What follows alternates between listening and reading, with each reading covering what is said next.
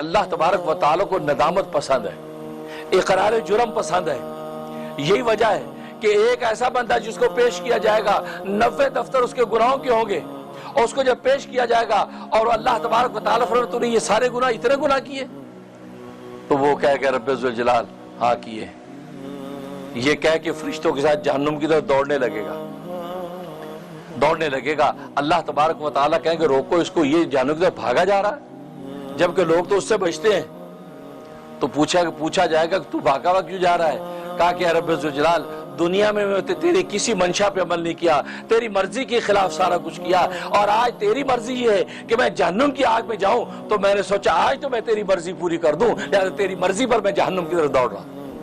اللہ اس پر خوش ہو جائیں گے، کہا کہ یا ملائکتی انطلقوا بی الی الجنہ، میں اس بندے کو جنت میں داخل کر دو، اس لیے کہ اس نے میرا دل خوش کر دیا۔ جب اللہ تبارک و تعالی معاف کرنے لگتے ہیں بندے کو اور بندہ توبہ کرتا ہے، اللہ اکبر، حدیث میں آتا ہے کہ اللہ تبارک و تعالی زمین کے ٹکڑے کو گناہ بھلا دیتے ہیں، وہ بھول جاتا ہے کہ اس نے گناہ کیا ہے، اس کو بھلا دیتے ہیں، اعضاء کو بھلا دیتے ہیں، ہاتھ پیر بھول جاتے ہیں کہ یہ اس نے ہمارے ذریعے سے کیا گناہ کیا۔ وہ ملائکہ جو ہے وہ ملائکہ پر اللہ نسیان طاری کر دیتے ہیں، وہ بھی بھول جاتے ہیں کہ یار اس نے کیا گناہ کیا۔ دیکھو 3 گواہ، ان تینوں گواہوں کو جو گواہی کا جو انہوں نے دینا تھا بیان، اللہ تبارک و تعالی تینوں کو اس کے گناہ بھلا دیتے ہیں۔ اب چوتھا نامہ اعمال رہ گیا۔ اب نامہ اعمال جب پیش ہوگا اس کے اندر تو سارے گناہ لکھے ہوئے ہیں، اس کا کیا کریں گے؟ اللہ اکبر، اس میں اللہ تبارک و تعالی اگر صرف گناہوں کو معاف کرنے پہ اکتفا کریں تو ظاہر ہے سارے گناہ وہاں سے مٹائیں گے۔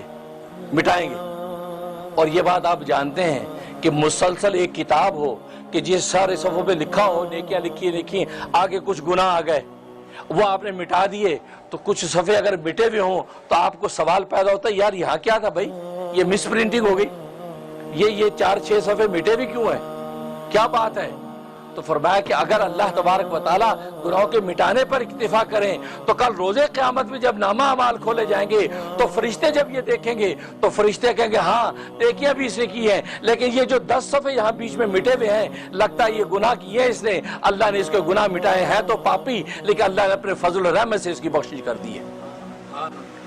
فرمایا کہ یہ فرشتے تصور باندھیں گے کہ یہ ہے تو پاپی، تو اللہ کو یہ گوارا نہیں ہے کہ جس نے میرے سامنے توبہ کر لی ہے میں اس کے گناہ کو لوگوں کے سامنے، فرشتوں کے سامنے ظاہر کروں، اس کے سامنے رسوا کروں۔ اللہ تبارک و تعالی ان گناہوں کی جگہ پر نیکیاں لکھوا دیتے ہیں تاکہ فرشتے جب پورے نامہ اعمال کو دیکھیں گے وہ کہیں گے یار کتنا نیک آدمی ہے، ساری زندگی نیکیاں کرتا رہا ہے، واقعی جنت کا مستحق ہے، لہٰذا اس کو جنت میں داخل کرو۔